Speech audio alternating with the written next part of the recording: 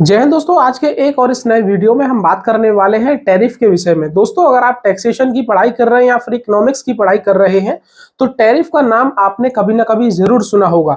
दोस्तों, आज के इस वीडियो में हम अच्छे से समझेंगे और जानेंगे कि आखिर ये टैरिफ क्या होता है, टैरिफ को कब लगाया जाता है और टैरिफ को कहां पर लगाया जाता है। तो चलिए दोस्तों, स्टार्ट करते हैं और जानते हैं। तो दोस्तों, यहाँ पर मैं आपको बताना चाहूंगा, ये जो टैरिफ है ये बेसिकली एक तरह का एक टैक्स होता है। इस टैक्स को जब लगाया जाता है जब कोई भी प्रोडक्ट अपने देश में बाहर से आ रहा हो, यानी कि इंपोर्ट हो रहा हो। कोई भी सामान हम बाहर से किसी दूसरे देश से मंगाकर अपने देश में अगर बेचना चाहते हैं तो उसको सबसे पहले हमको अपने देश के अंदर इंपोर्ट करना होता है, उसको लाना होता है। और जब वो सामान हमारे देश की बाउंड्री में एंटर करता है तो उस समय वहां पर एक टैक्स उस पर लगाया जाता है, जिसको हम कहते हैं टैरिफ टैक्स।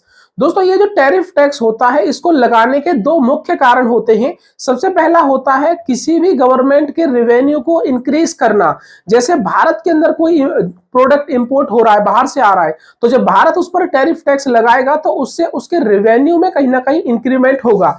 दूसरा जो कारण होता है वो होता है लोकल कस्टमर्स और लोकल प्रोड्यूसर्स को इसके प्रभाव से बचाना। इसको हम एक एग्जांपल के थ्रू समझते हैं। मान के चलिए अमेरिका के अंदर कोई कंप्यूटर है जो कि वहां पर $500 की कीमत में कंप्लीट बनकर तैयार हो जा रहा है और उसी रेट पर वहां पर उसको वो कस्टमर्स को बेच रहे हैं।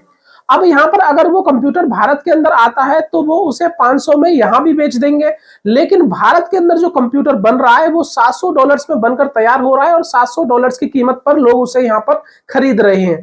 तो ऐसे में अगर अमेरिका की कंपनी है या फिर भारत का कोई इंपोर्टर चाहे तो अमेरिका से लाखों कंप्यूटर्स खरीद कर सस्ते दामों पर यहां भारत के अंदर कस्टमर्स को बेच सकता है।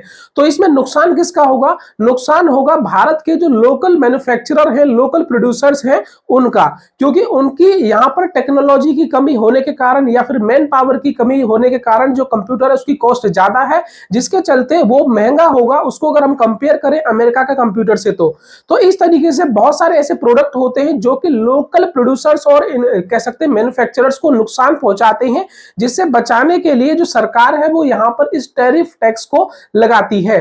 दोस्तों, यहां पर मैं आपको बताना चाहूंगा कि ये जो टैरिफ टैक्स लगाया जाता है ये इंपोर्टिंग करने वाली फर्म पर लगाया जाता है।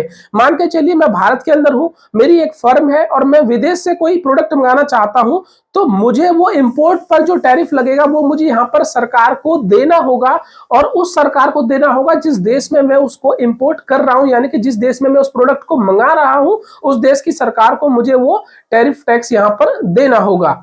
दोस्तों, यह है कंप्लीट कॉन्सेप्ट इस टैरिफ टैक्स का। मैं उम्मीद करता हूं कि अब आप अच्छी तरह समझ गए होंगे।